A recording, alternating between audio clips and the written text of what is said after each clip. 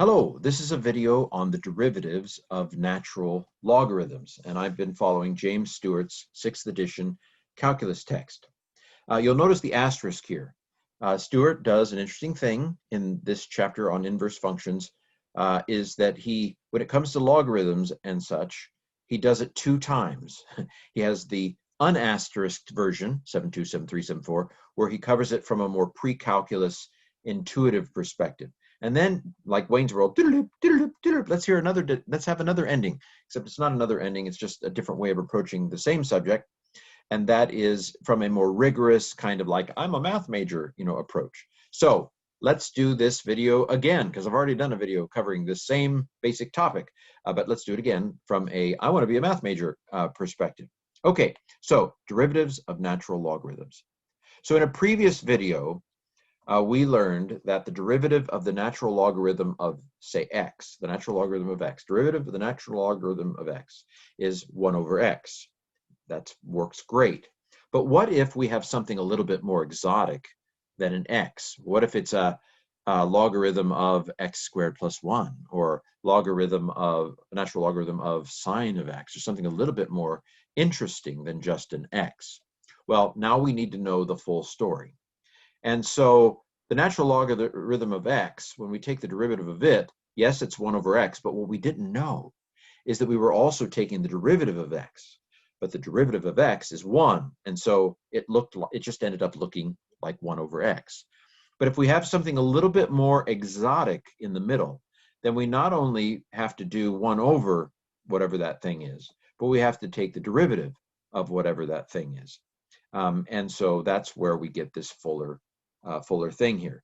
So if y equals the natural logarithm of u, where u is some function, bunch of stuff in the middle of the natural logarithm, then by the chain rule, in order to find dy dx, we're going to have to, we can do dy du, where u is the blah in the middle, times du dx, which is the derivative of the u.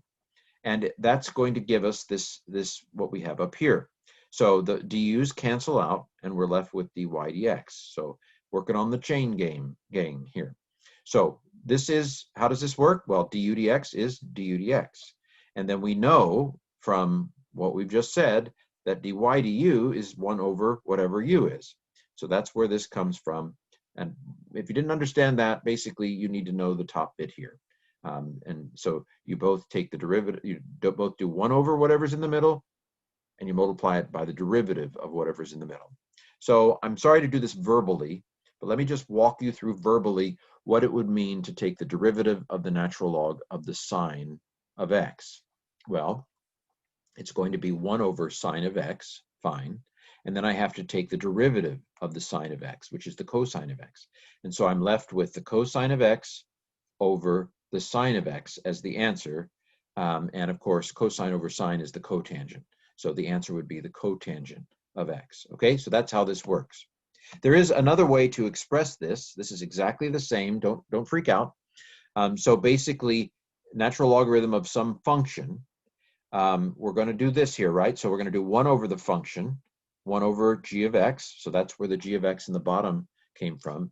And then we're going to take the derivative of the function, which is g prime of x. So this is just another way of saying this, but with function language.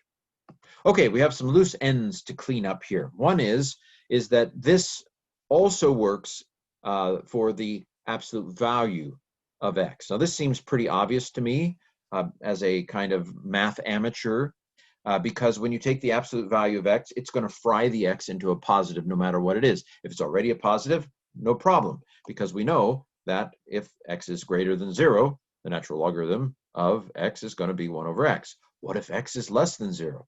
Well, if x is less than 0, then if we take the derivative of the natural logarithm of, say, negative x, then following the formula on the previous page, it's going to be 1 over negative x, and then we take the derivative of negative x, which is negative 1. So 1 over negative x times negative 1, the negatives cancel out, and we're left with 1 over x, and there's peace in the world. Okay, so there you have it. This is an even broader expression of the derivative of the natural logarithm function. Okay, and if that's true, then we know the corresponding integral is also true, that the integral of 1 over x dx is going to equal the natural logarithm of the absolute value of x plus a constant. And this is a more precise expression because, of course, x could, in theory, be positive or negative. Okay, in that case. All right, here we have some, check that off the box. We've covered that. Here's another gap we want to fill in. You may remember the power function from a long time ago in a faraway chapter, that the integral of x to the n dx is going to be x to the n plus 1 divided by n plus 1 plus a constant. Using the fundamental theorem of calculus, we can go either way, right? So what is, let's double check our work. What's the derivative of this? Well, the n plus 1 is going to come out front and cancel with the n plus 1 on the bottom. So we're left with x to the n plus 1, and then we have to take it down a power, x to the n plus 1 minus 1. Well, 1 minus 1 is 0, so we're left with x to the n. Bingo! So it works, right?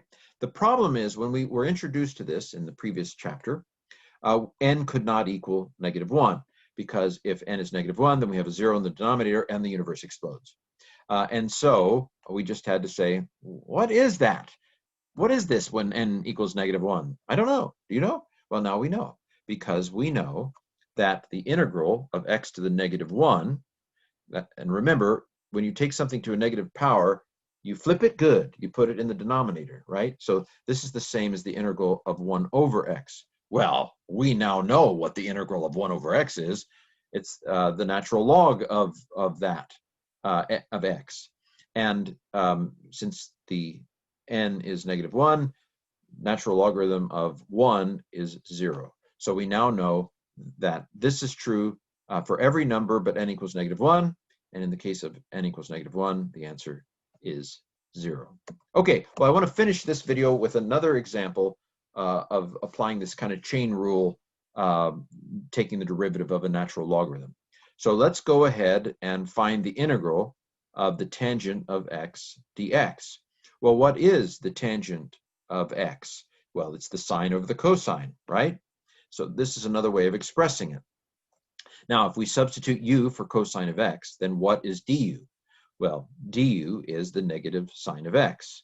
And so if I put a negative up here to take a negative of negative and get a positive, then I'm left with the negative, the integral. This is the same as the integral of the negative du over u.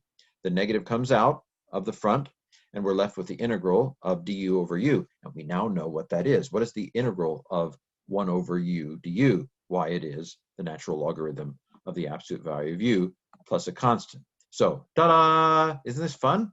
Now, now we can plug cosine of x back in for u. I'm going to do it for u. Negative natural logarithm of the absolute value of the cosine of x plus constant. Well, the negative can be a power, right? You can pull it back in as a power to the -1. What is a cosine to the -1? It's 1 over the cosine of x. And what is 1 over the cosine of x? It's the secant of x. And so we can say, and you might tuck this away for a rainy day, the integral of the tangent of x dx is the natural logarithm of the absolute value of the secant of x plus a constant. This video has been derivatives of the natural logarithm function.